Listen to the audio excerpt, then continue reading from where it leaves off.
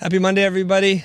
As you can tell, today's episode is going to be a little bit different. We brought back therapist Wesley Anne Little to talk to us about how to manage your own fear and anxiety during uncertain times. And we are definitely living in some uncertain times right now. Some unprecedented things are going on around the world, but this is not going to be just a COVID-19, how to deal with this, but just in general, how is we as human beings going to deal with fear? And I thought we can talk about that. So Wesley, welcome back to the show. Yeah. Thank you so much. Wesley. Yay! Okay, you look amazing as always, and now you sound even better than before. That's right, because I went and bought an expensive microphone just for you, Chris. And I appreciate that because people do need to hear you. Okay, there's probably so many things for us to talk about, but what I'm seeing, and I'm even seeing this on a personal level with my family, with my mom and my wife and my dad, and how everybody's processing what's going on in the world right now. And there's a lot of misinformation that's out there in terms of how to deal with coronavirus. Should we be going out and at all? Should we be locked down? Should we all be wearing masks and using hand sanitizer? And I'm seeing two polar extremes there. I'm seeing on one hand, people are really underreacting, going to pubs and hanging out and thinking they're invincible. And then people that are overreacting, we see this in clips of people sharing the hoarding that's happening. People acting in irrational ways, running out into the store and buying all kinds of things that they don't need, like toilet paper, buying thousands of rolls of toilet paper. What for? So what's going on? How can we process this? And it's a complicated time right now. Yeah, I think what you're seeing, Chris, with the under and overreaction is exactly what we do as humans when we are confronted with really intense, difficult emotions to cope with. So you could see this in a micro level in a couple, right? You could see one person who's saying, you know, we've got problems, this is bad, we've got to do something about it. We might have the other partner who's like, we have barely any problems, it's fine, don't worry about it.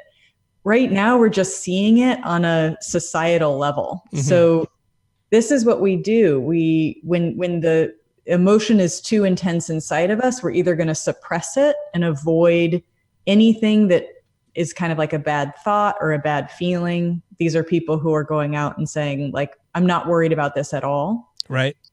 Or we're going to get so anxious and so fearful that we start going into that scarcity fear where we're hoarding to kind of help ourselves feel more stable and more safe. Is it just, that's what we do because we're looking for some kind of control? Yeah. Yeah. I mean, one of the hardest things to tolerate as a human being is the uncertainty that we live in. And to some extent, we all have to live in a little bit of denial that bad things happen because we have to get in a car and drive to work and we have children and we, have to do a lot of things that we know logically have inherent risk or loss associated with them, but we have to function. So we kind of compartmentalize that fear so that we can function. And it's scary when we're actually confronted with uncertainty and risk and loss. Our system is saying, wait a minute, I can't just compartmentalize this anymore. And so we want to control it. We want it to not feel uncertain anymore. So if I'm feeling what you're talking about, how do I begin to process it so I can be functional? Yeah. So there's kind of two camps with this. I think I'm going to explain it this way. Okay. So with one camp, if I would say you have about a typical amount of anxiety in your system, right? So everyone has anxiety to some degree. So if you have about a typical amount of anxiety, the work is to really just notice what the feelings are that you have and try not to just react out of them. I mean, you're still supposed to listen to the guidelines, listen to the CDC guidelines. We're supposed to listen to experts who are telling us like these are good safety measures right now, right? So we listen to the information. And then if the anxiety is coming up and kind of panicking us and saying, I want to do more than that, or I want to, figure out something else, I think that's where if we can just sit with like, it is scary. It is scary that people we love could die from this. We can't avoid that. That's a reality. And so we just sit with the reality of it, which is very difficult. I'm not saying it like that's an easy thing, but that's the path, is to sit with the actual fear and the reality. Is that bad news? No, it's not. But then, okay, so I'm feeling this, and what do I do? And now I've heard before, like when you are scared or you're anxious and you're panicking, amounts of cortisol get released into your system, and that actually does havoc to your own body. So when you say live with your fear and feel it, aren't I doing more harm to myself? Well, yes. I mean, I understand what you're saying, but usually we're not sitting with the core emotion. Like if we're sitting with real fear and we're saying, okay, like this is scary. This is a scary possibility, and I can feel it. Like I can feel my heart catch. I can feel, that feeling in my chest when I think it's scary to think that my parents, who are 60 and 80, are more vulnerable to this. Right. That's a scary thought. Mm-hmm. And I can feel that. And if I didn't stay with that feeling, if I wanted to kind of exit out of that feeling, you can actually make yourself more anxious. Where you're like, I can't tolerate that, right? So if I were like, I can't tolerate that bad things can happen, I simply can't tolerate it, then the system kind of hits a gas pedal with anxiety. And that's when, like, for me, my system's going to orient more towards doing. So it's going to be like, I've got to call them every 5 minutes, and I've got to do this and I've got to do that. But if I just stayed with the core emotion, it's just fear of losing people I love. And then if I stay with that, it's not comfortable. I don't want people listening to think like, oh, it's just easy, it's going to feel fine. It isn't. It feels uncomfortable to confront losing people we love. And so that's part of it, is though it's not a hectic emotion inside, it's more of like a sad emotion. Okay, so you feel that, and then what do you do with that? So I feel that, and I acknowledge that this is part of being human, and it's a really, really painful part of being human. It's a painful part of being human to love people as much as we love them, and to also know that we could lose them. I think it comes to the core of what's difficult about being a person. Okay. So am I wrong in thinking about this? Because the way my mind works is, if I'm processing something, I get into this binary phase where I think, is this helping me or is this hurting me? And if it's not helping me, I just kind of like change the story in my mind. I tell myself a different story, and then I just move on. Am I causing more harm to myself by doing this? No, I think that's a totally fine coping mechanism. At some point, the coping mechanism will run out. Like at some point, reality will hit no matter what coping mechanism we use. Or like reality could be good news. Reality could be nothing happens. Reality can be bad news. But at some point, reality will hit. Right. So you were talking before about how you process your emotions, and you're essentially telling yourself a story about what's happening, right? So you can either live in that minute or moment and that feeling, and then process it and understand what's going on. You can try to push through it really fast, like you were saying, but that's actually going to do you more harm, because you start to go into action mode and you do all kinds of things to wind yourself up, and you may worsen the anxiety in your mind. But the way I look at it, it's like there's emotion and there's logic. And whenever we're processing something, I think what we're doing is we're telling ourselves a story. And it's a story that we crafted pretty much out of nothing. It's out of thin air, because most of what we do, and I believe this, it's not actually based on objective truth or fact. It's actually just based on feelings and opinions. So if I just tell myself a different story, you call that coping. I would not use that I would not use the word coping as just more like a life philosophy. But maybe that's just me recoding that word. Well, okay, give me an example. So like if you find yourself getting anxious about the times we're living in right now, what would be the anxious story, and then what would be the story you change it to? Okay. No, I'm not anxious about the times that we're living right now dealing with the virus. So let me see if I can change it to something different that I can definitely speak to. So when I'm working on a deck and I have a presentation, a talk I have to give in, say, a week or so, the story I could tell myself is, oh my God, you got to get this thing done.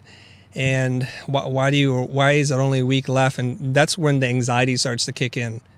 Like, it's not going to be good, or you don't know what you're talking about. So that's a story that I'm telling myself. And the story that I change it to is like, we've been here before. We've done many talks, and a week is actually a lot of time, because I've put together decks on the airplane. So I lean into the fact that in the past has taught me that I can get through this, and just to buckle down and get the work done, and it'll be okay. Everything's going to work out just fine. Mm-hmm. Yeah. So I think that's a great way to work with that emotion, right? It's kind of a self-soothing, where you're saying like, it'll be okay. I don't have to believe the reality of this is bad. I can choose the reality of this is going to be good and this is going to be fine. So you're switching that narrative, right? Yes. Yeah. And so that's absolutely normal and fine. If we don't call it a coping, I could say it's a way that we simply process our emotions or live with our emotions. Is that a better way to put it? Sure, I guess. But I mean, I could live with the word coping. I just never saw it like that. That's all. I kind of think of it as there's an uncomfortable feeling inside, and you're noticing like, oh, I'm linking it to an unhelpful narrative, right? Yes. But it's an uncomfortable feeling. Yes, it is. So you're saying to change the discomfort, I link it to a positive narrative. Yes. Yeah. So it's a way to process, to cope with the discomfort of that feeling. Yes. It's almost like I'm playing. Are you watching Westworld? Just out of any. No. Oh, shoot. I was going to make I can't handle that show. You can't handle that show? I love that show. No. Okay. Well. But I know about it. So if you want to use an analogy, I might be able to I'll use some big things. It's just a big, broad idea. So we're not going to get into the minutiae of the show. Don't worry. Spoiler free. It just premiered last night. So there are kind of synthetic humans, and they call them hosts, right? So they're androids, but they're fully capable of bleeding and feeling and all these kinds of things. That's not the spoiler part. And a lot of times the hosts are self-diagnosing, so they kind of play their own therapist, and so there's a moment or scenes where they do this. And I've always felt like I could be my own therapist. So if I'm feeling something, I have a conversation with myself right away. So I'm feeling anxious or I'm feeling excited. I just ask myself, what's the emotion that you're using to label the events that are going on right now?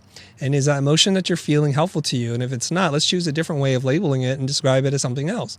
And so I'm just going back and forth with myself. And I promise everybody, I'm not a host. I'm not a replicant. I'm still human, I believe. And I do this with myself all the time. Mm-hmm. Yeah, I do too. Okay. But you're a therapist, so you're like playing therapy to the therapist, right? Yeah, I mean, I probably have a slightly different process, but I have the same pattern of noticing what's happening inside and having a conversation with myself about it. Yeah. And your process might be a little bit more cognitive than mine, which is fine. We just probably have different ways of working with our feelings, but yeah, I think if you are self-aware enough that you can pause and say, "Oh, I'm having a lot of uncomfortable anxiety," you're already way ahead of the game. Because for a lot of people, that train has left the station without them even realizing, like, "Oh, I'm feeling anxious." Yeah.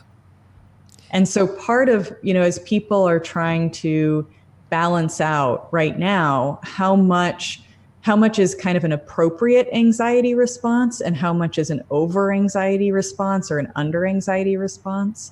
A really great first step is to try to check in with like, okay, is my heart racing faster than normal? Am I much more distracted than I typically am? Am I doing something that's a little bit out of character? So it's just tracking, like, am I even feeling more anxious? Is that what you're doing? Is that your process? Yeah, I just try to tap into, like, I've noticed today and yesterday, my attention span is much shorter. So I'm like flipping between Instagram and TikTok and email and like doing all this stuff, which is not my normal MO. Mm-hmm. And so I'm noticing like, oh, my body wants to do something. like I'm having a buildup of adrenaline and my body wants me to do something. And so I'm flipping between a lot of stuff right now. Okay. So now that you're aware of that, what do you do with that? For me, I try to exercise because it's a really good, healthy way to give my body what it wants, which is action.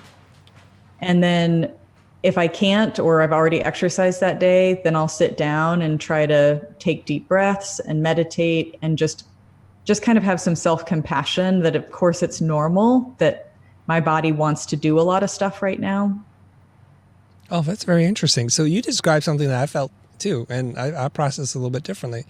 Sometimes I sit at my desktop and I feel like I'm bouncing between 1,000 different activities, between updating a thumbnail, answering questions online, checking social media, responding to somebody's urgent emails, scheduling something with somebody for a podcast, and also working on my deck. I get wound up, and the feeling that I describe to people is it feels like a rubber band or a ball of rubber bands that's just being twisted and knotted together, and my nerves and everything gets really tight. I could even feel it in my hands. Mm-hmm. And the way that I just remedy that is I also just say to myself, what are 3 things you just need to do right now, and prioritize that list.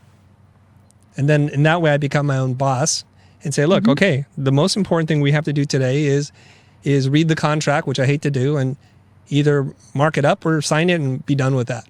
And then here's number 2, number 3. And that allows me to very quickly quiet the noise and the bouncing between different activities and actually spinning myself out of control, and then just hunkering down and saying, boom, 1, 2, 3. And then I don't think about anything else. Yeah. So that's great too, because you're focusing in and you're saying you did the first step, right? Which is, oh, I notice I'm getting wound up. Yep. Right. Which is the same thing that I'm trying to do. So that first step of self-awareness is so key.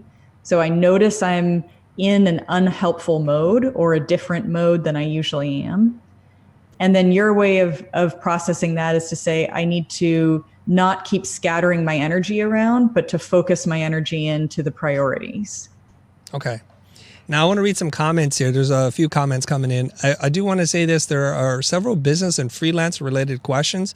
We're going to address that, but not on this show. I just want to deal with the mindset stuff since we have Wesley on the show to talk about the mindset and how to process this kind of stuff.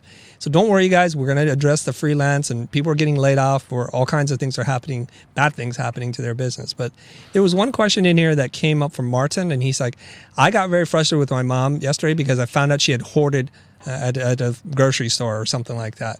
How does he process that? So he's not panicking, but he's now not happy that people he cares about are panicking. Mm-hmm. Yeah. So there might be different reasons he feels that way, and I'm not sure of all of them, but I would guess, this is just a guess, that he's probably reacting to maybe seeing his mom do something that might be either concerning, like I'm worried that you're hoarding this stuff, or that's against his values. So he might have a value of, we all need to, take what we need, but leave the rest for other people who need stuff. It may be that her actions sent kind of a conflicting values message to him. Yeah. And so I think the first step is I would just try to have compassion for him. Okay. Right. Which is, it's understandable that we're going to get aggravated at our parents or worried with family members' actions right now. And so sometimes we get even mad at ourselves that we're frustrated at them. So I think the first step is just to say, yeah, like it's okay that I feel this way. I might choose how I act differently with it, but it's okay that I feel this way. Mm-hmm. And my hope is that would open up compassion for his mom, saying like, she's scared. And when we're scared and we get into that scarcity mindset, we want to feel safe. And she's feeling safe by feeling like I have everything I need for my family. And it's an understandable response, even though I completely can relate to maybe the values difference. Yeah. Oh, that's very nice.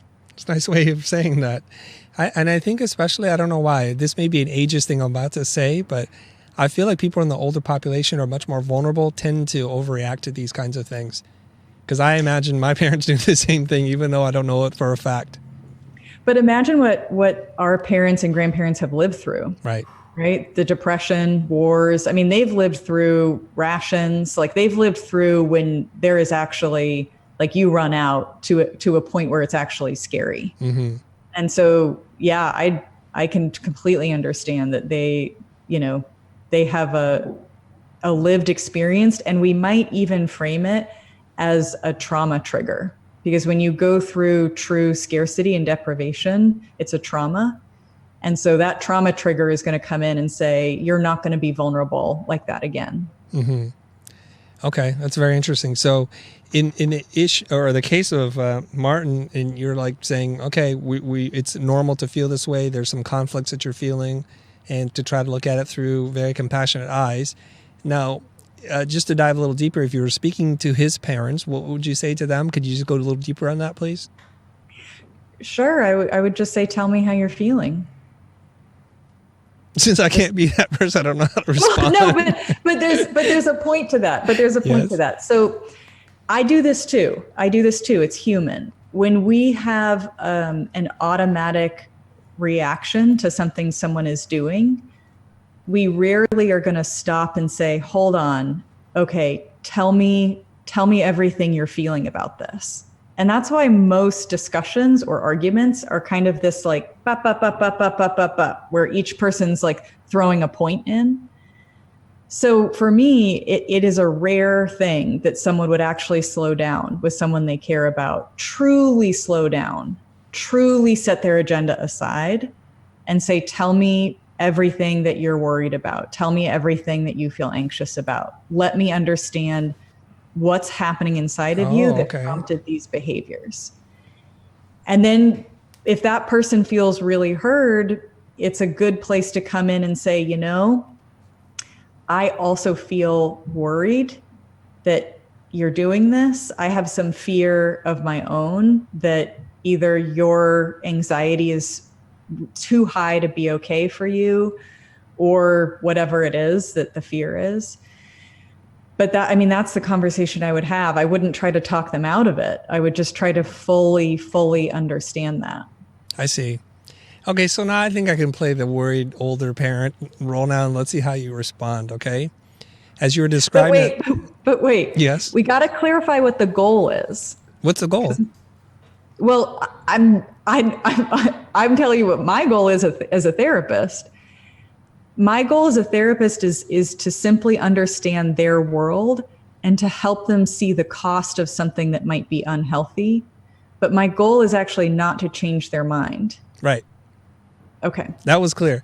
But do you always function with a therapist hat on, or is there just a Wesley hat that you put on from time to time and you're not? No, of course.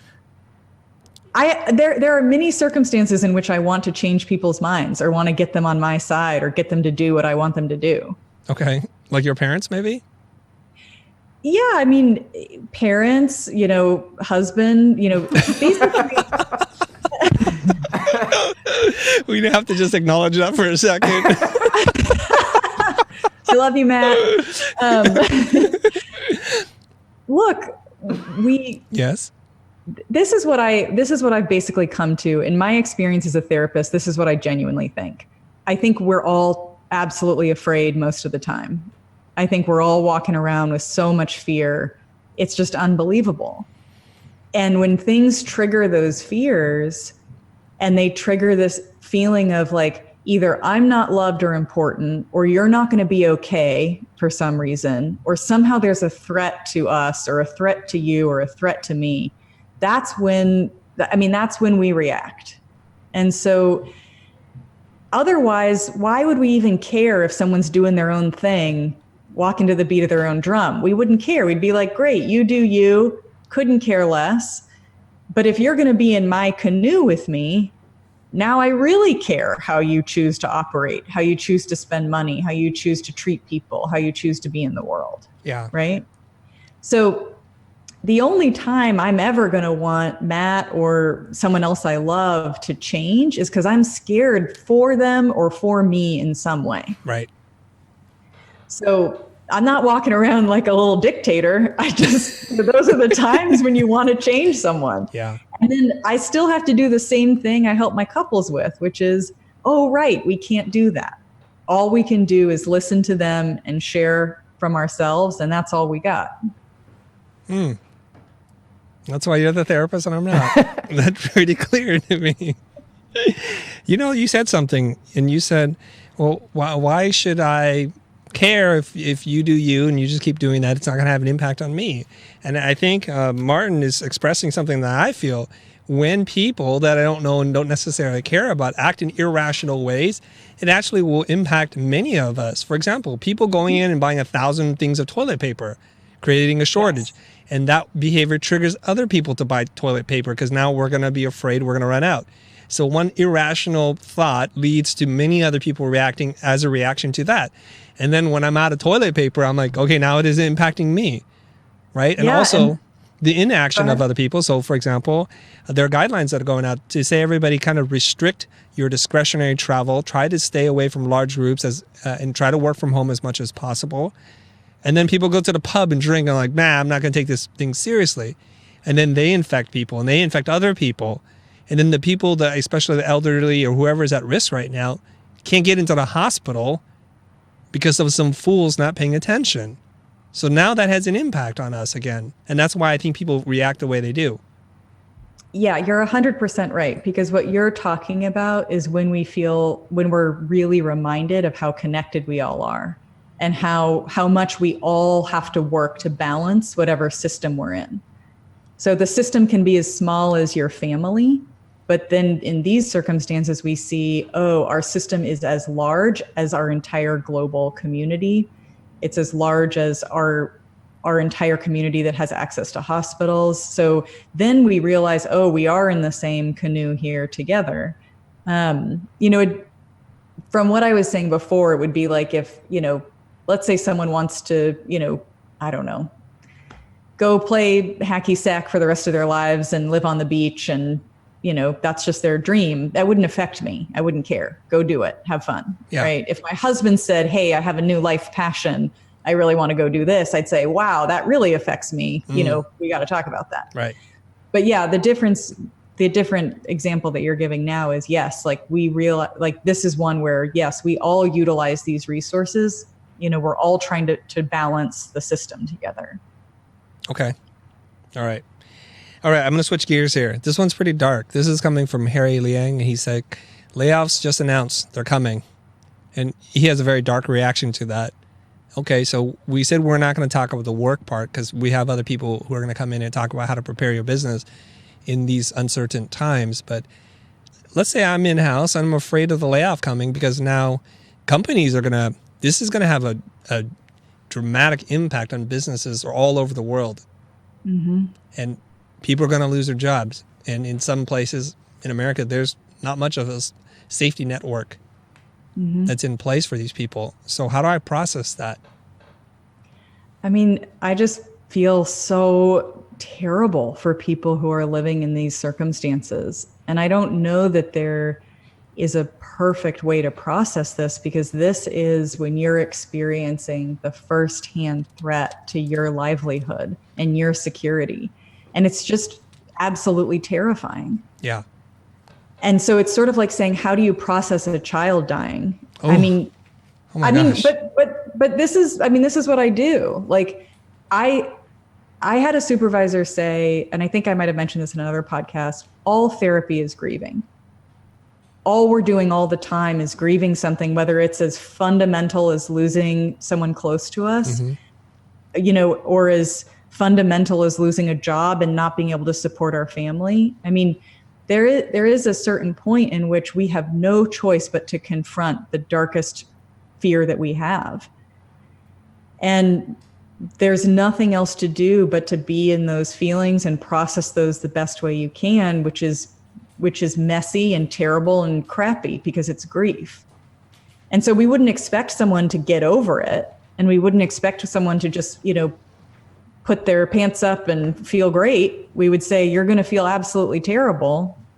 And can you take care of yourself in tiny ways to stay functional until you're functional enough to get another job or do whatever it is? But there's no avoiding how terrifying these moments can be. When you said losing a job and losing a child, because I had a hard time relating to losing your job. I've not had a job for very long, and most of the jobs I just quit. So I don't know what that means, right? So now you just kind of reframed it for me, like the pain that they're feeling, the anxiety that they're going through can be like this. It just gave me a whole new insight on how somebody's looking at this. Wow. Whew. Yeah, I mean, if a lot of people are in this boat where, through no fault of their own, they haven't, they don't have much of a savings account, that they're paycheck to paycheck. They have children, they have dependent parents, they've got a partner, and they come home and they have no money coming in. I mean, I can't imagine many things more terrifying. Okay. How do we help those people then? Like, what's the conversation they're having with themselves so that we can help to kind of maybe lower the anxiety level or the grieving feeling, maybe? I mean, we can't lower. We can't? Lower much. I mean, I know that this is not the news people want to hear. People want to hear there's a way out of these feelings. There's a way to not feel this. But the reality is we have no option, if we're honest with ourselves, other than to feel it. And I personally think, and what the research shows, is a lot more difficulty comes from trying to not feel it. So there are several ways in which we exit out of core emotion. So if a core emotion is fear, anger at the company, sadness over the loss, those are the core emotions. A way we might exit out of core emotion is to become self-critical, like, well, I'm such a piece of crap, I'm not going to get hired anywhere else. Or it could be, blaming a lot of other people, like it's everyone else's fault that this is happening. Or, I shouldn't be upset because I have to stay really functional right now. So even though I don't want to get out of bed in the morning, I just shouldn't feel that way. So, I'm just stupid for feeling that way and I just have to power through. Those things are the things that everyone comes into therapy for. Those are the things that aren't helpful. If we just sit with how we're really feeling, it's not like it feels good, but it usually is more beneficial than exiting out into all the secondary emotions. Okay.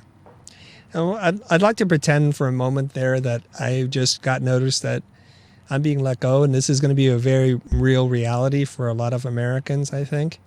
Mm-hmm. So let's see if we can help those people. So like I said, I don't have a lot of experience working for somebody, so that I'm going to have to just imagine what it feels like. Okay. So let me try, and let's see if you can help me a little bit process my emotions so that I don't exit out of those core emotions. So let's say I just found out today, and I'm in shock mostly. I'm in disbelief because I felt like I've been very loyal to the company. I've worked really hard, and just the other week, my supervisor was telling me how good I am and how likely I am in line for a promotion of some sort of raise. And then this thing that's out of my control hits the company, and I know that they're going to be hit, and it's not like I blame them for that, but why me? Why choose me? Why don't you get rid of Mary or John or Blake or somebody? Why choose me? Have I been good enough? That's what I'm thinking, right? Mm-hmm. When you're saying, why choose me? Haven't I been good enough? What are the feelings that you notice coming up inside right now?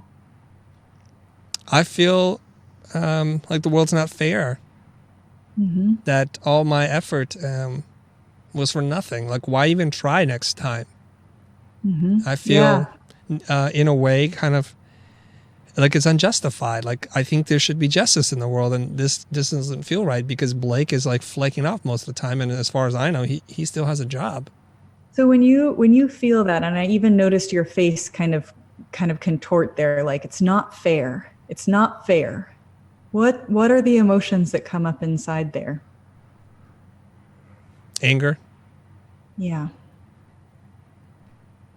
Yeah. Can you just sit with that for a minute? Just the anger? Well, I can, but I feel like I'm getting more angry by sitting with it. Okay. Let it get bigger. How do you feel it in your body? I feel like I want to hurt something. I want to break stuff. Yeah. Yeah. Yeah. So is it like coming out your arms? Like, oh, I just want to like break something right now. Yeah, it is coming out my arms. Yeah, you're right. Can you do it? Can you let your body enact this emotion that you want to do? I can. I'm going to go punch something. Even right now, like, can you just let your muscles like tense and clench up and then release? Okay. Yeah, that feels a little bit better, I think. Just take your time with it, though. It's okay to feel angry. It's okay if this emotion is still here. Anger is often an indicator of our boundaries, of sometimes when we feel like this wasn't fair or this wasn't okay that this was done. So that anger might be really important to feel. Okay. I think I can process that. The other feeling I'm having right now is there's my wife and my 2 kids. They depend on me to provide. And I'm going to go home and I'll tell my wife, and I just feel like less of a man because of that. Like I can't even take care of my own family. Like I'm such a loser. I don't know if she's going to respect me. I don't know. I don't even know how to tell her. Chris, my heart sinks thinking of that. My heart sinks thinking of you feeling nervous about going and telling your wife and feeling like there might be some kind of self-criticism in that. Like there's something not enough about you. Can you tell me a little bit more about what feelings come up there when you think I'm less of a man telling her this? I don't know. I just want to cry right now. I don't know what to do. What if you just let yourself cry right now? All right. Well, I'll pretend like I'm crying right now. Okay. Okay, I got that out. I still don't know if I can tell her. Maybe I should wait a couple of days to tell her. Yeah, it sounds like there's a lot of fear in telling her. There is. I just feel like I'm confirming every person who's ever doubted me before. Like I can't do this. Like I'm not enough. Yeah. Those are very, very strong emotions to work through. It's that thing you're feeling right now, I think, is shame. Because what shame makes us want to do is hide. Oh yeah. And say, if you don't see me, then you won't confirm my deepest fear that maybe I am not enough. Maybe I'm not adequate enough to be taking care of this family. I'm feeling that for sure. You pinpointed it. I didn't know how to express that, but you're right. I do feel shame. Yeah, and that is such an understandable thing to feel. That is something all humans feel. But I'm wondering if that shame is actually going to keep you more isolated right now. So what should I do? Well, it's up to you, but you could take the risk to tell her these feelings. To say, I feel really scared and a little bit nervous and ashamed to tell you what happened today.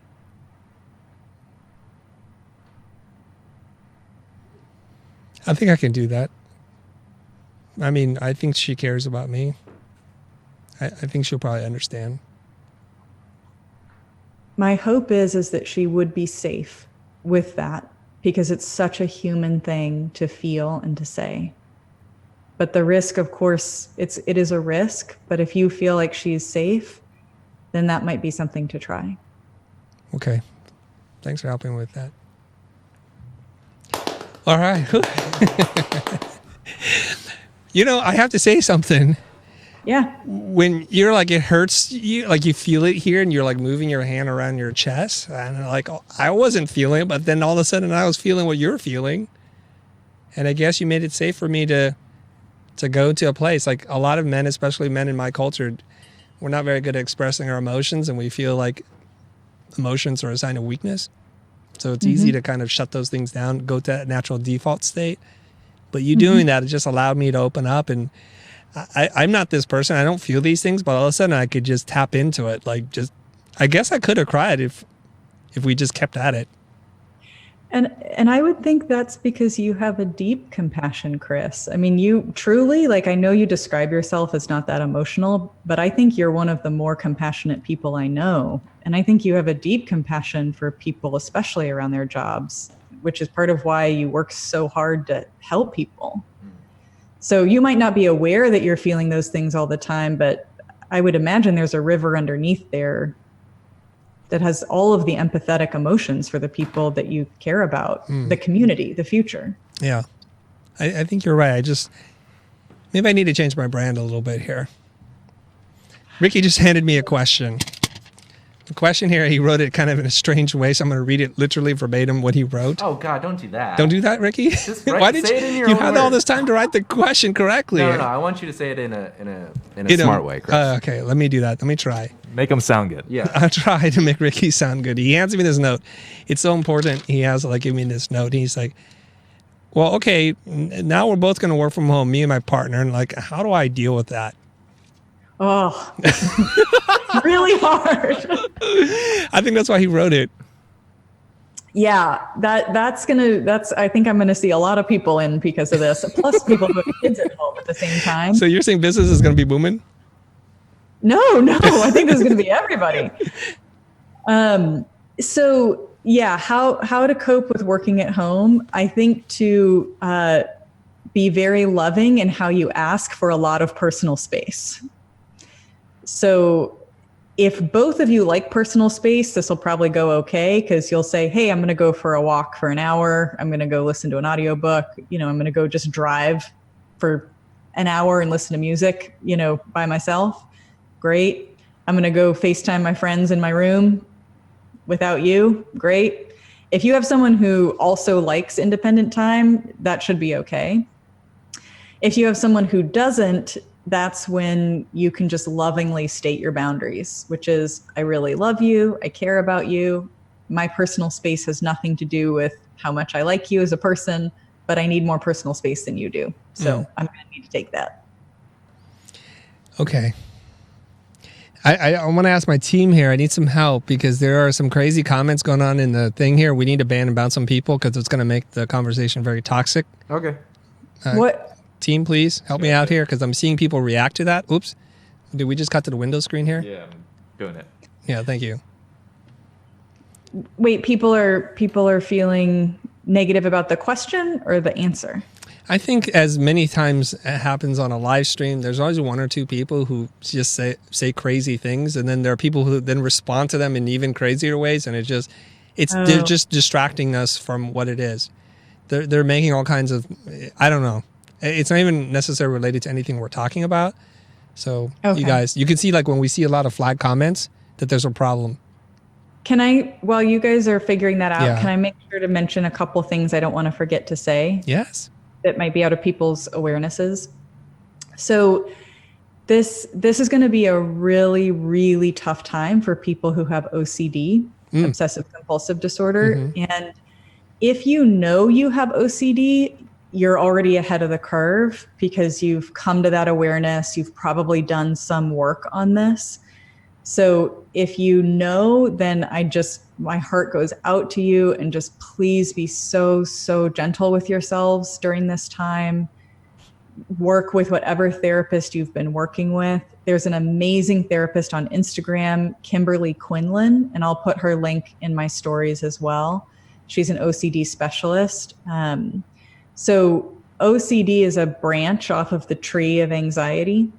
Okay. And all anxiety struggles with uncertainty, but with OCD, uncertainty in certain areas feels absolutely intolerable, which is why you get the repetitive kind of checking rituals. Yes. To try to get some sort of certainty. So this is a really tough time. And if you haven't been diagnosed with OCD, but you're like, maybe I do have this, it's a good measure to tell is if you can't stop. So if you can limit your news consumption to 15 minutes a day, if you can limit hand washing or cleaning your counters to kind of once an episode, like once when you're going to wash your hands, and then there's a couple hours in between when you might wash them again, granted, we're assuming you haven't come into contact with another person during that time. That if you can't stop those and you can't stop consuming content, you can't stop, then that might be a sign to reach out and try to find an OCD specialist. Psychologytoday.com. You can find a lot of great therapists there, and most people are doing online therapy right now. Yeah. Jonah, are we losing signal? No, I'm cutting to the YouTube thing, chat. Oh, you are? Okay. Yeah. All right. That's all I'm seeing? Yeah. Okay. Sorry, Wesley. That's okay. That's okay. I know you guys are trying to manage a lot of stuff on that end and trying to keep it safe and positive for the community. You're the most understanding person I know. I have to say that. I just have to say that. You're going to make a great mom if that's your choice. Well, I appreciate hearing that. I got to get Matt on the show. Is Matt around? Is he working from home today? He should be self-quarantined. He's not, but you would love him. He's so wonderful. I want to ask Matt the question. Okay, can you pretend to be Matt for a second? He would probably not like that, but I could tell you what I think he would respond with. Yes, I would like that. So I'm going to ask Matt this question. So, Matt, what's it really like being married to Wesley, who's like the world's most understanding person? He would say, great. Matt, you could do better than that. Come on. Matt would describe his feelings. He would describe them. There's a term in psychology called verbal fluency. Yes. Which is the ability to describe a complex concept in as few words as possible. And Matt would rate very high in verbal fluency, and I would rate kind of mid-range in verbal fluency. Really? Verbal fluency? I thought that was just being curt. No. But people ask Matt all the time what it's like to be married to a couples therapist. Yes. And he generally says, it's great. You know, when somebody says that to me, it just means I don't want to talk about it. No, that's just what he really would say. What does great mean to you? Here's what I would hope he would say.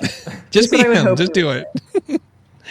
I would hope that he would say that she's self-aware enough to know when she's being some kind of unhelpful way or some kind of, like when it's her stuff, basically. She's self-aware enough to know that.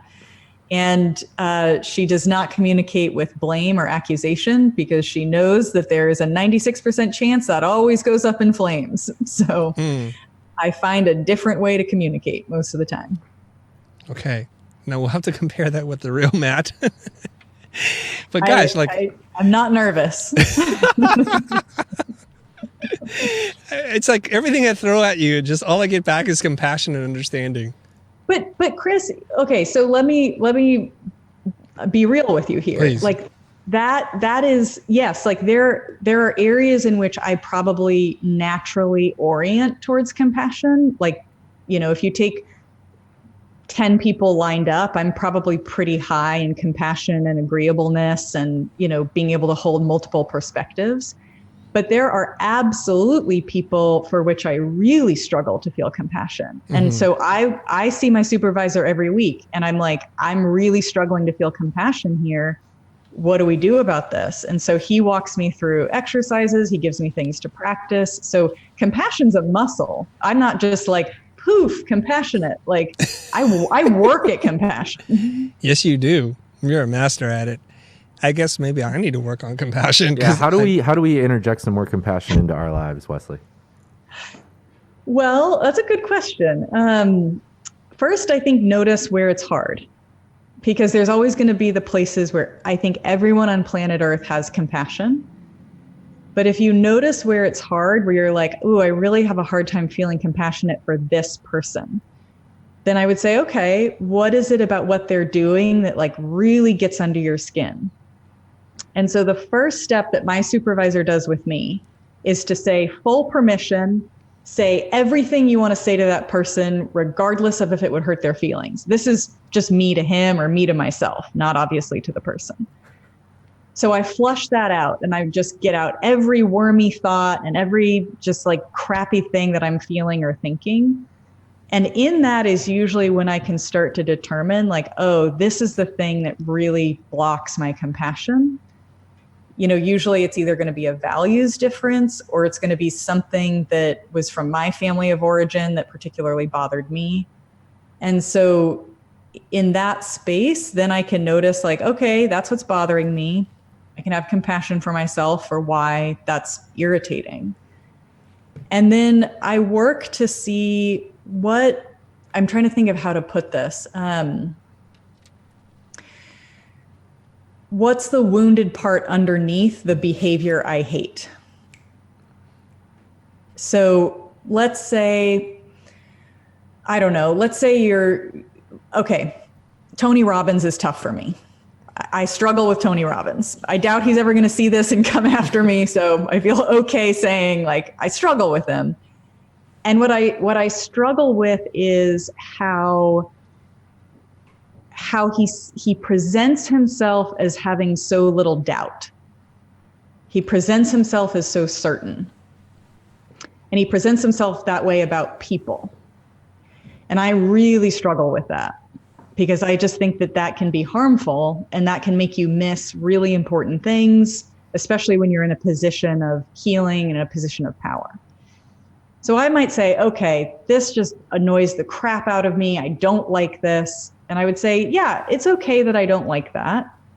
I understand why I don't like that. But I still want to feel compassionate towards him. Or if he were my client, I would really need to feel compassion towards him because I can't work with someone if I don't feel compassion. So if I were like, okay, Tony Robbins is my client, I've got to open my heart up. I've got to really feel empathy for him. And right now I do not feel that. Then I would say, what would cause someone to get so certain? Like what would cause someone to develop a part of them that never seems to doubt themselves? Well, probably feeling kind of wounded in that place. Like probably feeling like things are very out of control, helpless. Now, I don't know if this is true or not, but I have to find out, like I have to figure out some way to say, yeah, there might be some reason he developed this certainty about people that I disagree with. So I just kind of go for like, what would cause someone to do that? Does that make sense? That makes total sense. Now, while you were talking and describing this, I now feel like there's an area where I'm not very compassionate. I've identified a type of person, so I want to talk about that. And we'll do another like fake therapy or role play session, okay? Okay. It's not fake therapy. You're a real therapist. I'm just one who's being fake. Okay. I know. But now I'm glad I wore do, the really good deodorant today, Chris. and I'm not wearing any. So here we go. So before I jump into it, I want to say that you're getting a lot of positive comments here. Cora's like, ooh, people are really enjoying what's going on.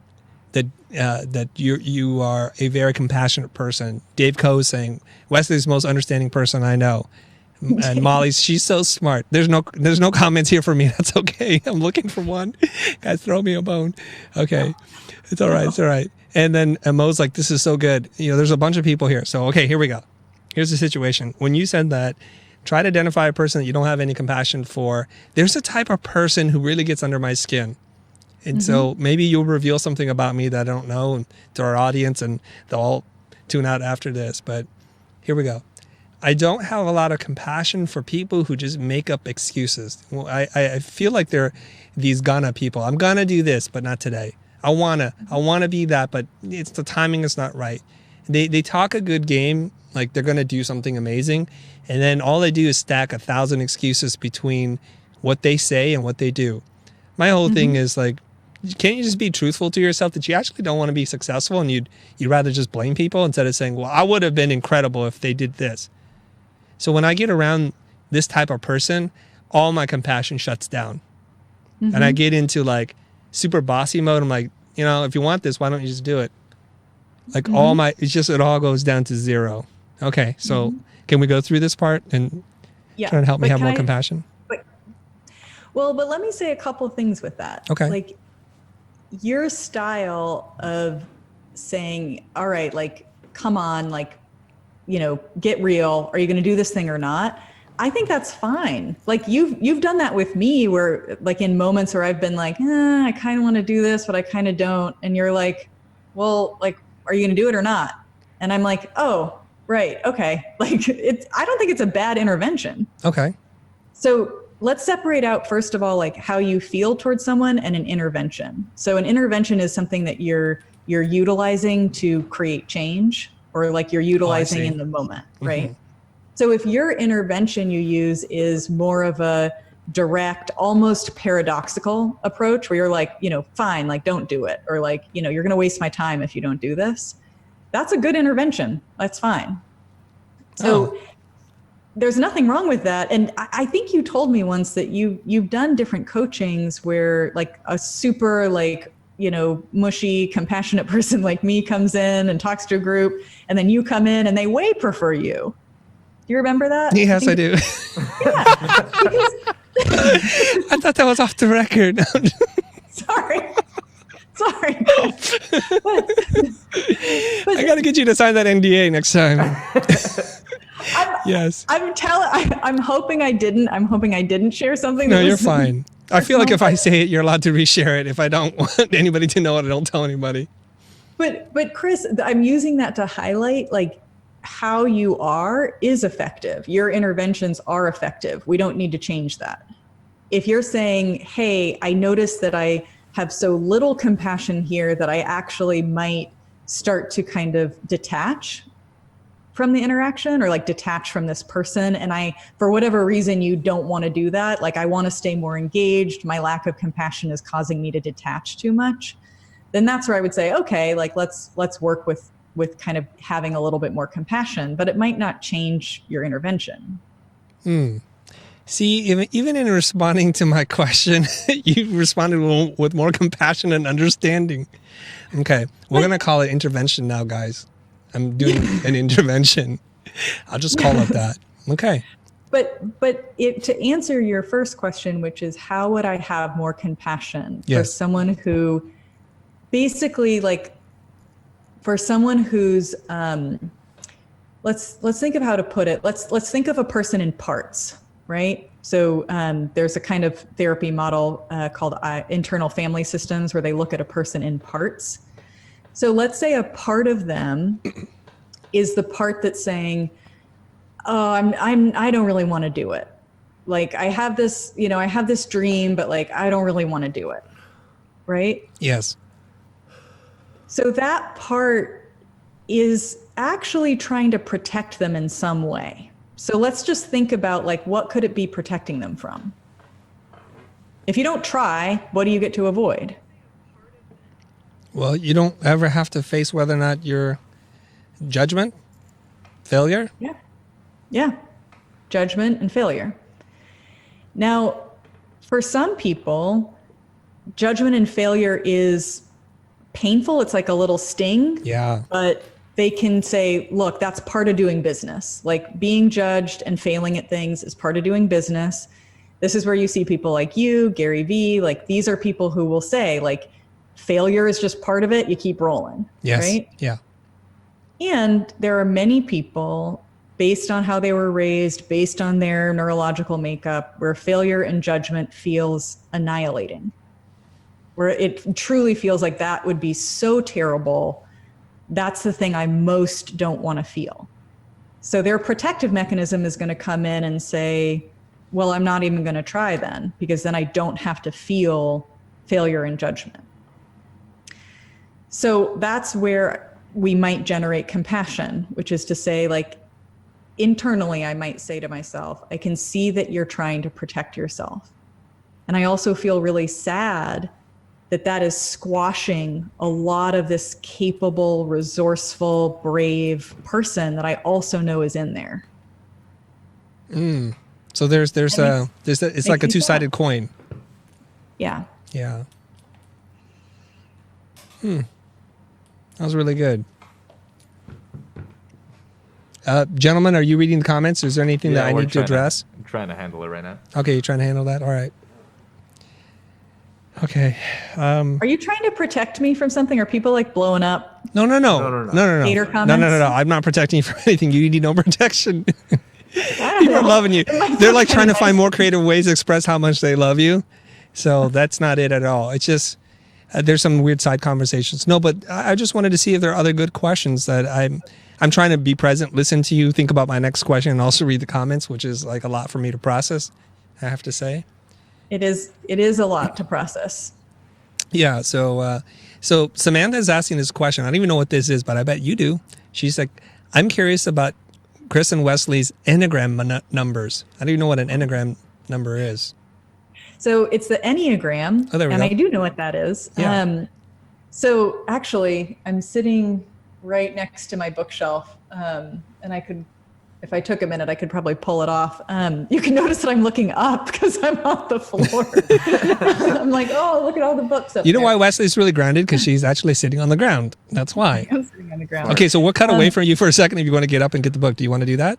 No, that's Okay, okay. all right. So the Enneagram is basically like a personality typing system. So, more modernly, people might use DISC or Big Five, like personality assessments. This is, and it's kind of like the Myers-Briggs. Yes.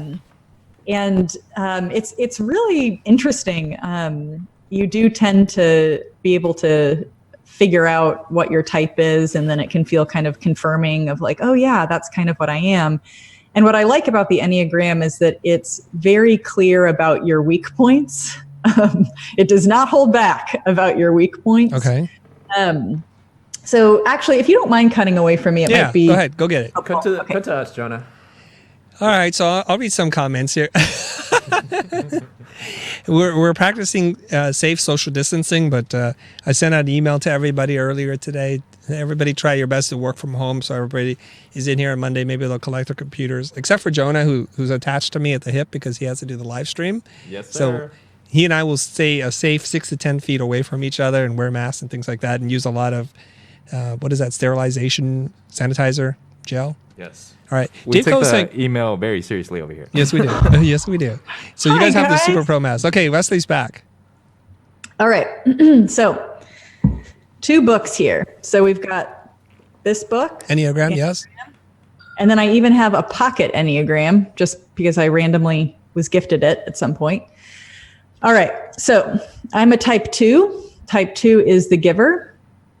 Worldview. People depend on my help. I am needed. The positives of this is that I'm giving and I'm helpful and I'm accommodating. And the negatives are basically that my entire self-worth is hinged on people finding me helpful. And when they don't, I have no sense of identity. Oh, So this is something that they would that's written. Pride is that rush of elation we feel when someone special adores us.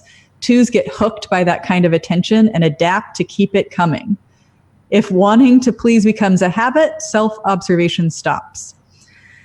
So that's just saying, like, if I get too hooked on wanting to feel needed or adored, I stop having self-awareness. I stop being observant of the self. So you would have to go online and take whatever the test is to figure out what each person is. But yeah, people like these things because they kind of help. We all like feeling like, oh, seen, and like, oh yeah, that's kind of me. And then a little bit of a challenge of maybe this is where I could do some work.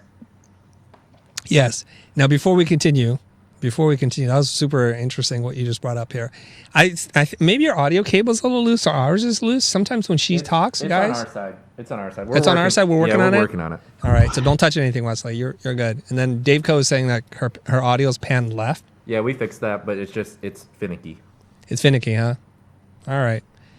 Okay, so you're a giver. Mm-hmm. And that's when you don't feel like you're giving enough, that like your world's out of order. It's more like that's how I bond to Yeah. people. Like I want to bond by giving. And if you refuse to accept that, or sometimes it can be someone's really happy with that and I run myself dry. Those are the 2 kind of bad places with that. So it's no surprise then that you're in the field that you are. Mm-hmm. And also one of the few people who aren't reluctant to come on the show with me too, because then you can give more to more people. Yeah. I mean, I think that's definitely a big pull. I also like, are certain kinds of rejection that are really painful for me, but there are certain kinds of rejection that are a little bit easier. So I want to honor that. I think a lot of people really want to be helpful, but the idea of that rejection is pretty painful. Like if people didn't like it, or, people had bad comments. I'm not saying that wouldn't affect me. It would, but there's certain types of rejection I'm just not as bothered by. I see. Well, let me put your mind at ease. I haven't seen a single negative comment. I'm sure there might have been one, but I haven't seen any in the hundreds of comments that I've seen about what you're doing right now. Okay. Now, if we had to guess, because I've never taken an Enneagram test before. What is it? It's like a personality test. Oh, okay. Like DISC and Myers-Briggs. Oh, okay. I gotcha. Yeah. So what would you guess my number to be? Or I don't know it well enough to guess at that. I can read you what they are. How many of them are there? There are 9. Oh, okay. Wow. Okay, let's go through them then. We'll learn something together, everybody. Okay, so 1 is the perfectionist. 2 is the giver. 3 is the performer. 4 is the tragic romantic. That's me. No. You wish. You wish. Wesley, that's not very supportive. 5 just telling the truth here, Chris. 5 is the observer. 6 is the trooper. That's Ricky. 7 is the epicure. What is that? I think it's like someone who likes really nice things. I think sometimes it's called the idealist. Oh. And 8 is the boss, also known as the achiever. And 9 is the mediator. Very interesting. You said I'm the trooper, Chris? I think Ricky's a trooper. My son Otto is the epicure, the idealist. He just wants everything to be exactly a certain way. And how is that different than the perfectionist? I don't know. They sound similar. So let's see. Okay, so if we're looking at the trooper is what you think Ricky is? Yeah, I didn't even know what that is, and it just sounded like Ricky. Good. No, I don't know. I don't know. Okay. I don't know why they called it. I'm looking at this. I don't know why they call it the trooper. But it's someone who questions authority. That's not Ricky. Never mind. That sounds like the opposite. Yeah, I know. I don't know why they named you're it a that good trooper. Like, no, F you. Don't tell me what to do. Okay, all right, fine. If people go on like Pinterest and that kind of thing, there's tons and tons of stuff that like breaks it down in easier language. Because this first came out a long time ago. This came out in 1975, I think. Wow. So. Okay. Ben Burns says he's a 3-8 tie. 3-8 tie between the performer and the boss? I don't remember the numbers. It sounds like a good tie. Yeah, I do remember the numbers. I wrote it down. That was smart. Being the perfectionist that I am, and I'm your boss, so yeah. Trooper. Okay. So I hope we gave good amount of time to the Enneagram for the We did. question. We gave a lot. All right. Okay, let's keep moving on here. What else we got to talk about? So let's try and tie it back to the original prompt, which was, how do you deal with fear and anxiety? How do you manage fear and anxiety during uncertain times? And we're definitely living through that. In case you guys are joining us pretty late on the live stream here, we're talking to Wesley Anne Little, who's a therapist, and she's been on the show many times before, and we're always glad to have her. She brings such a calming, giving, generous energy that I find an excuse to bring her back on the show. And I think this is not an excuse. This is a very topical thing to be dealing with right now. People are worried about their jobs. They're worried about their parents. They're worried about what's going to be happening next, because we've never seen anything like this happen before. And I was joking with my wife the other day, and I said, this feels like World War Z, except for there are no zombies. It's like it's spread on an airplane, and then it's everywhere. And cities are being locked down. Walls are coming up, literally, metaphorically, and everything. So what's happening? How do you process this? And what are some tools and ways of processing this so that we can still be functional? So Wesley, what else do we need to say about this? How can you help people out? I mean, I don't know if this is going to work for everyone, but something that really does help me that I think about is that for where we are, if you're American middle class, like you haven't confronted something like this before necessarily, depending on your age, but there are people all over the world who survive with such less certainty and stability than we have. I mean, right now and in history. Yeah. I mean, humans are remarkably, remarkably resilient. And when you think about everything that we've lived through throughout history, I mean, I think it's a miracle we lasted through the Black Plague and the Spanish flu and all of these different pandemics. But humans do survive, and we find ways to be resilient. And so when I get panicky, you know, I mean, all the grocery stores, of course, are like brought down to zero right now. And it's a scary thing. It's going to activate fear in me and in anyone to see like, oh my gosh, my way of getting food is precarious. But we really can. I mean, we can survive through so much. I mean, our grandparents lived through times of rations, times of war. I mean, we are capable of this. So that just helps me. Mm. Chris, how do you deal with it? Okay, good question. You know, I always feel this way. And we just got out of a branding workshop, a branding masterclass with Marty Neumeier, and he was telling us about the 6 thinking hats. There's a book called The 6 Thinking Hats if you guys are more curious about this.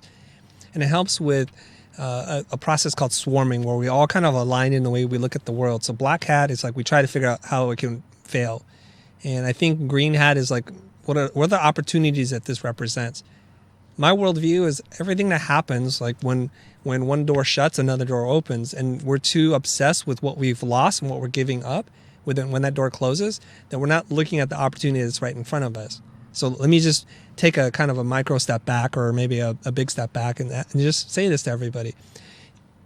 In what's going on right now with the coronavirus, what businesses, or where are the opportunities? And I see this right now. It's like if you're Walmart, Target, or any of the grocery stores, you're selling out of every single thing. You can't keep anything in stock right now.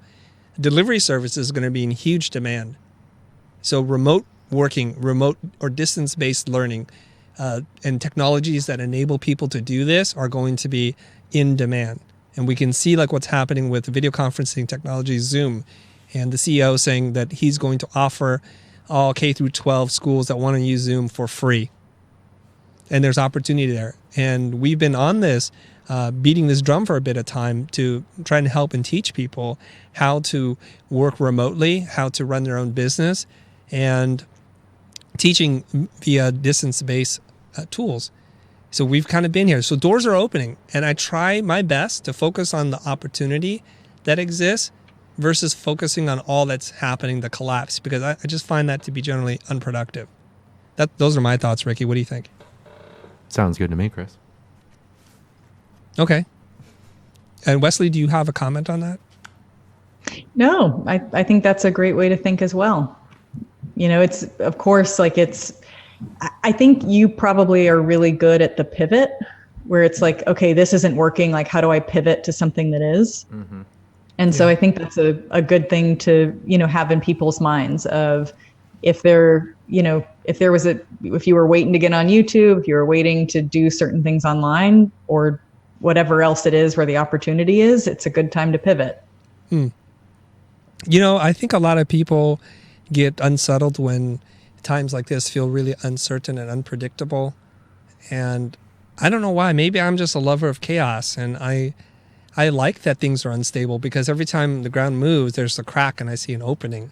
I don't feel the ground moving necessarily. So I've learned to lean into the discomfort, lean into failure, lean into making mistakes and things that are unstable, because that's kind of where all the opportunities are. Now, I've even said this to my wife, and maybe I shouldn't share this, but I'm going to do it anyways. A little while ago, we pulled money out of the stock market because we're going to reinvest into the future and do all the things that we need to do. So we have some money in the bank. Not a ton, but we do have some. And I was seeing the stock market go down like this, and everybody's like, sky is falling, greatest single day drop in decades, all this kind of stuff. I told my wife, hey, be poised when I tell you, go ahead and buy stock. And she's like, what are you thinking? I'm like, that's what you're supposed to do. So when the market hits some theoretical bottom, I'll be in it and we'll ride it on the way back up. That's kind of how I process things. So I don't know. Am I being weird or am I a sick person? I don't.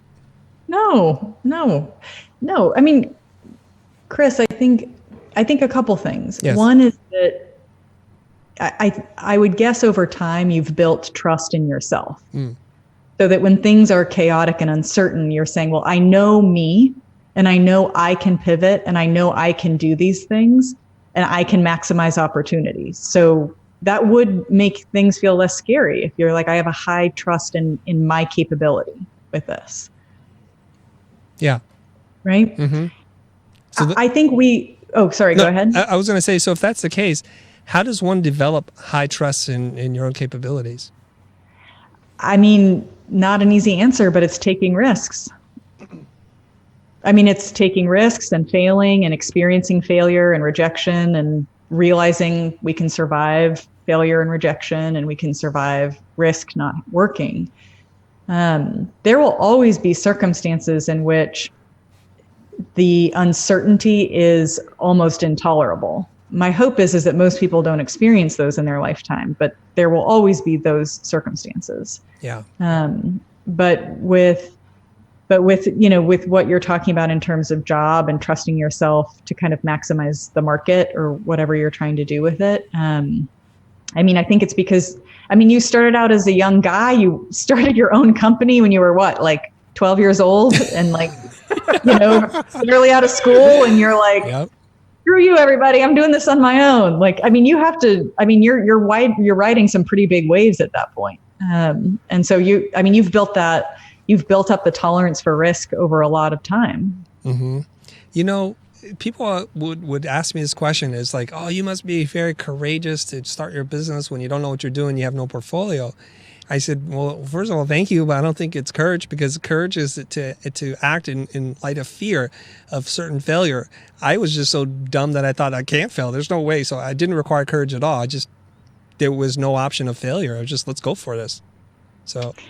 Yeah, I got to say, I think that's a unique personality trait. I think most of us have to feel the fear and kind of do it anyway. But so you know what? If that's unique, I think the people who are afraid are unique, because it's like in my worldview, I don't understand why we obsess over things that haven't yet materialized. Why not just believe? Okay, so every time you make a gamble, you place a bet, there are two outcomes that can happen. Maybe there's a third I'm not thinking about, but I'll reduce it down to two. Either works or it doesn't. Literally, when you're playing blackjack at the table, you either win or you lose. Sometimes it's a push, not often, but sometimes it's a push. And we don't know the outcome yet. So why tell yourself the story it's not going to work out? Why not? Because you have a 50-50 chance. Why not tell yourself the story that it's going to work out? And when it doesn't, if it doesn't, just adjust and say okay, I didn't win this time, but I learned something very valuable. And we know that through failure is how we learn. So in that way, it's well, how do you lose? I can't even figure out when I lose. I love that you have that thought process. It's not you patronizing me.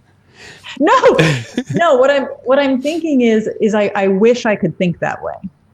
I genuinely wish that. There are certain things that feel that way to me, where I'm so with Matt and I'm the one who asked him out. I'm the one who pursued him. And my thought was exactly that, which is what's the worst he's going to do? Say no? Okay, fine. Move on. But that's a tolerable risk for me. So there, as the risk ratchets up, or if the risk is, it depends on what the harder thing to risk is. For some of us, it's going to be money. For some of it's going to be status. For some of us, it's going to be relationship. For some of us, it's going to be identity, pride. It just depends on where you're taking the risk. Okay, so I have a question for you. You're a real therapist. I just play one on TV. So I have a theory. My theory is this, is that we have this image of ourselves that's better than who we are. And this future version of ourselves is idealized. They're smarter, better looking. They're more talented than we are. They have better taste than we have today. They know more things than we have. Okay, fine. So when we go out and we test that theory, we learn that we're not as smart and not as good looking, not as talented as we think we are. And the challenge is just to realize that's all a figment of your imagination to begin with. This future version of you doesn't exist today. So for me, it's I'm not testing that future version of myself just to say yeah, I'm going to have to be content with who I am today and just keep moving forward so I don't risk destroying that image of myself. Is that how you see it? I don't think I've thought of it that way. I don't think I've thought of it as the future self, but it's interesting. Well, let me ask you this question. Okay, you're processing, right? Yeah, because I'm kind of thinking through myself, and I'm like, is it like a future self thing that I'm trying to basically like keep safe? Like my future self, like I want to confirm that I'm as great as I think I am. Well, maybe not just the word great, but the future version of you. For example, when you were talking about Matt, there was the single Wesley, and then there was the future Wesley who was like happily in a relationship with a person that she cares about. And so if you ask Matt, a lot of people fear this, they won't ask a person out because they feel like, he'll never say yes. Well, if that's the case, if they say no, you're no different, no worse off than you are today, still single. Yeah. Right? So it's that friction that exists between who you think you are and who you are. And when we go out and we put at risk that image, and a lot of people, it's too much to process. Yeah, no, I'm with you. I think the kind of who we think we are, I think of it as kind of two sides of it. So on one hand, it's like, hey, I think I'm X, Y, or Z positive, and I don't want that to be dismantled, right? But I also fear I'm X, Y, and Z negative, and I don't want that confirmed. Yeah. And so I think of that as like, not so much. I probably don't think of it as a future thing, because when I was asking Matt out, I was like, that one, I want that one. I wasn't like, give me a kid in the window. Yeah. Yeah, it was. So it was on Match.com like years ago, before Match.com was like in any way like cool or reputable. You're so edgy. And I was like, I know. Keep going. And I was like, yeah, like that's the one I want. I want him. I wasn't like, I hope it's him because I want to get married and, blah, blah, blah, blah. I was just like, that's who I want. I'm really assertive when it comes to dating. Apparently you are. I'm a little scared right now. Like everyone's like, whoa. But in a similar way, in a non-romantic way, that's how I approach work stuff, where like, that's how I found the future, or that's where because I'm like, I want that. I like those people. I want that. Me and Jonah just both did the big eyebrows. Okay.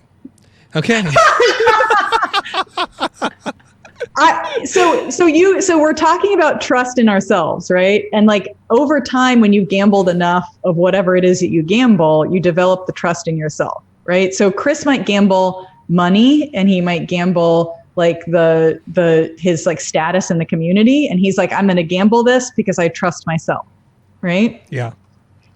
And so for me, what I have realized over time is like, if I go to the people who I feel that gut reaction towards of like, yep, there's something about you guys that I like, that pays off. So I just have a higher degree of trust in myself for that. Okay. Interesting here. You're like, okay, so you gamble money, status, whatever else that you're going to gamble, you're putting things at risk. I don't know why, but I just don't see it. Like, yeah, I have money today, but I didn't have money yesterday. So if we lose that money, who am I? I'm the same person. And what status do I have anyways? If I say something that's dumb that maybe I should say better, which happens all the time, and that's human, right? Everybody knows that. And if you record yourself enough times, you'll notice that you'll say dumb things in the moment. You're trying to be funny and you say something inappropriate, whatever. So what status have I lost? Only the status that I've gained in my own mind. I'm still exactly the same person.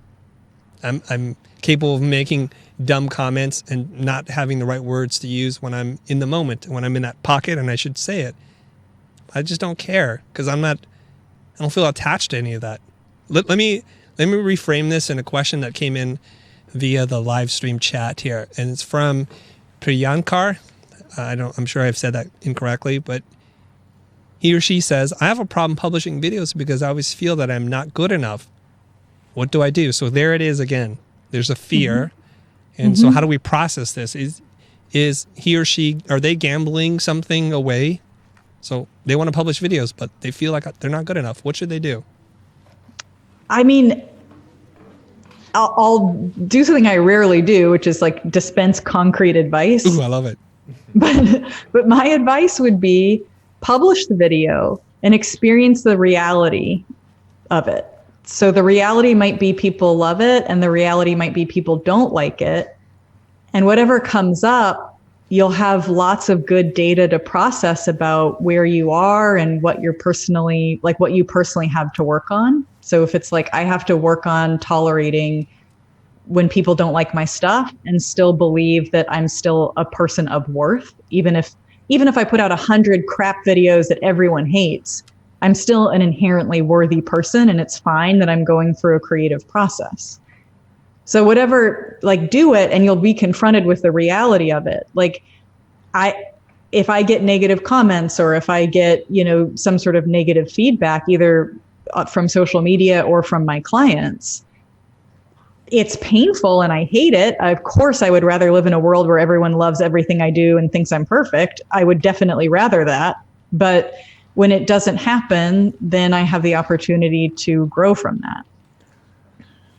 Very good. That was really concrete. I like that. My therapist talks about that. She tells me to say what is actually real, and then I think about that a lot. So, how do you answer that question, Ricky? What is actually real? So she's like, what is actually real? Like when you get anxiety or you get depressed or whatever the case may be, she's like, what is actually real? What is actually happening? And try to view it in that sense instead of trying to let your mind go off into 1,000 different directions. Chris, go ahead. Sorry, Chris, we're going to have to wrap up pretty soon for me. All right. Like right now? No, but my dog is whapping at me to give her dinner. I have to go. Is your dog in the room? Yes. Yeah, I saw something move by, but I was like, it's my imagination. Coronavirus or something. It's like a fever dream. Okay. So I was just going to respond to this, to that question, and say this, that I think the mistake that we make is we compare where we're at today as a beginner to where somebody's at kind of in the mid or the end of what they're doing. Mm-hmm. We only become aware of people who are famous after they've become famous, right? The pop star that was an overnight sensation, but that's been working in tiny little venues for 20 years trying to develop and hone their craft. So we have this illusion that this is what success looks like, that success looks like this really refined, professional, just super clean thing that you see in the world. And so, of course, the first thing that you make, the first video, the first album that you write, the first blog that you post, it's not going to be very good. And let's just be honest with yourself here. It's going to suck, and you're going to suck. And it's okay to be terrible. And I think if we embrace the idea that it's going to be really bad, we give ourselves a lot of permission and space to actually be better than the worst possible outcome that we have, versus thinking of yourself as the future self, where you're so good and so clean and so professional and just amazing at everything you do. And then when we don't measure to that, and the internet lets us know, and they hammer you with all their comments and their critique, that it shatters your spirit and your energy so that you don't try again. So my advice to you on that very simple question is, just remember, you're an amateur. You're just at the beginning stages of whatever it is that you're pursuing, whether it's in video production, content marketing, a sport, whatever it is. You're just at the beginning, and it takes time to acquire those skills. So be patient with yourself, embrace that you suck, and everything will be okay. I love that, Chris. And I just want to add, like, it's also okay if you're not at the beginning, because like for therapists, all the research shows that therapists rate themselves as being better therapists over time. Yeah. So if like a therapist has been a therapist for 20 years, they say, I'm a better therapist than I was, 15 years ago. And all the research shows that that's not accurate, that therapists actually get a little bit worse over time. Because true. Really? Because they don't look at their work and they don't challenge themselves. They just go based on their feeling. Like, oh, I feel that that's working and I feel like this is helpful. And so at my group practice, my bosses have been therapists for a long time. They have taught marriage and family therapy. And we're always learning something new. And we show our tapes of our work and we show the stuff that doesn't work out. And it sucks. Like, it sucks to say, like, I've been a therapist for 6 years and I still don't know how to do some things as well as I wish I did. And so if I got so frozen with that and said, well, I can't tolerate not being great at it, that's where I think therapists will kind of go into their kind of blinder mindset and say, well, I'm just not even going to think about that. Yeah. But if you can handle that, it's like, yeah, we're never as good as we want to be. Like we get like 5 minutes per year where we're like, yes, I was exactly as good as I want to be, and that's just the learning process. That's being human. So that's very interesting that you say that. We might have 5 minutes of where we're as good as we want to be. And I think that want to be is that future state that I was talking about. I just want to be, meaning just to exist, to be exactly who I am and not think too much about where I'm going to be, that other future version. That creates so much havoc. Yeah. No, you're right. I think when you say future, I think idealized. Yes. So like you say future self and I think idealized self, but you're saying like, I kind of live more Zen. I kind of live more in like the present moment of like whatever is real in the present moment. Yeah, I'm trying to be that person. Yes. All the time. Mm-hmm. You're ahead of me on that. I'm working at that. Well, I'm just a little bit older than you, so you have plenty of time. Just a couple years. Just a few years. Okay. So before we wrap up, yes. I want to remember to say something that if there are any parents listening, just to give you a heads up, don't get freaked out if your kids start playing games around the coronavirus, because kids process through play. And so a lot of times parents will see their kids start to play out like hurricanes and tornadoes and, different things, and they get really scared, but children process through play. So it's normal if they're doing that. How does one play coronavirus? Well, the rhyme Ring Around the Rosie? Yes. Acapella-posy? Mm-hmm. That's about the plague. So they develop songs and they kind of play whatever, like the action tendencies would be around it, play doctor, play whatever. So there's lots of ways that kids could play that out. Oh, that's a great piece of advice. Thank you. Okay, so Wesley, there's a lot of people who are in love with you, in love with the comments and the advice and just your energy. How do people find out more information about you? Ooh, well, if you don't already follow me on Instagram, you should. Wesley Anne Little, Anne with an E. And I am 2 minutes away from doing my first YouTube. And I'm even going to go on TikTok because I want to really up the stakes of how much rejection I can handle. People on TikTok are brutal. They're like, are they really? Also like very brutal. So I'm gonna attempt it. Okay. Well, kudos to you for getting on TikTok. I know you mentioned that before. I was like, that's a young person's game. I'm not that young anymore. So the young people in our office are going to do TikTok for us. But for now, I'm going to focus on what I'm good at. But I'm glad to hear that you're going to do that and that the video is forthcoming. When can we expect your video to drop, as they say? Yeah, this is the Chris Doe accountability factor. Okay, Chris, my promise to you is that I'm going to drop my first video by Sunday. Ooh, let's go. Okay, by Sunday. And here's the thing. Not going to be amazing production quality, my friend in the comments. My video is probably going to be very average, and all 12 people who see it can just deal with it. And so I will it'll be be one fine. of the 12, Wesley. Do not worry. I'm you got a guaranteed follow from Ricky. Yeah. Okay, thanks, Yes. Ricky. Of course. Okay. So, now before we wrap up, I just want to let you guys know what we're doing today in case you're like just tuning in. We spoke to Wesley Anne Little, who's a therapist, and she's a friend of the channel.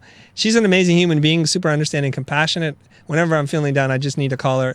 And we found a reason to get her on the show to talk about how to process fear and anxiety. It is very relevant with what's going on right now with COVID-19, the coronavirus. But just in general, I think a lot of creative people have anxiety. And we also want to make sure that if you have clinically diagnosed OCD, that it's different than the self-diagnosed version. And people who have that really do need specialist help with that. And we can probably put some resources in the notes below. And I also want to let you guys know that coming up in 2 days on Wednesday, we have a doctor of medicine who's going to come on and talk about what we do and do not know. He's one of the leads over at the UCLA Medical Center in communicable diseases. And so this is going to be a really important conversation. And at some future date, we're going to have people come on and give you guys like real practical business advice on how to protect your freelance career, or if you're going to be out in the job market really soon because you've lost your job. We're going to take care of you as well. So guys, stay tuned. Thank you very much for tuning in. And a big, just heartfelt thank you to Wesley Anne Little, sitting on the floor this whole time. Her poor dog is starving. I will see you guys next time. Thanks very much, everybody.